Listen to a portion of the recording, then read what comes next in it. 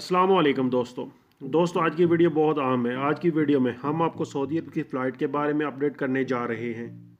आजकल लोगों का सबसे ज़्यादा पूछे जाने वाला सवाल ये है कि सऊदी अरब की फ़्लाइट कब बहाल होंगी। तो दोस्तों इस बारे में बहुत सारे लोगों का दावा है कि फ़्लाइट 31 मार्च को बहाल होंगी और ये खबर सरासर झूठी है।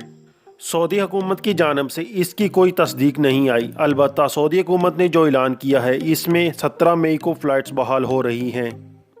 जो एक ख़बर ये है कि ईद के बाद बहाल हो जाएंगी, तो इस खबर में जो कन्फ्यूजन है वो भी दूर करते जाएं कि हाँ ईद के बाद फ़्लाइट्स बहाल होना शुरू हो जाएंगी, लेकिन इन मुल्कों के लिए जिनमें कोरोना वायरस पर काबू पा लिया जाएगा।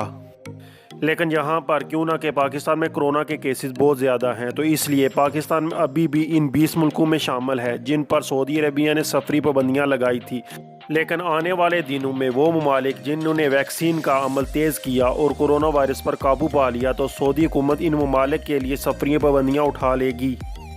लेकिन अगर आपको सऊदी अरब आना अर्जेंट है, यानी कि अगर आपका इकामा या छुट्टी ख़त्म हो रही है, तो आप वाया ओमान या बहरीन ट्रांजिट वीज़ा लेकर आ सकते हैं, वरना आपको 17 मई तक इंतज़ार करना होगा। और इसके बाद भी कोरोना वायरस की सूरत हाल पर डिपेंड करता है कि आप कब सऊदी आ सकते हैं। जो भी अपडेट इस हवाले से सामने आएगी हम आपके साथ शेयर करते रहेंगे। आप सब दोस्तों का बहुत बहुत शुक्रिया। मिलते हैं किसी नई वीडियो में, तब तक दें इजाज़त। अल्लाह हाफिज़।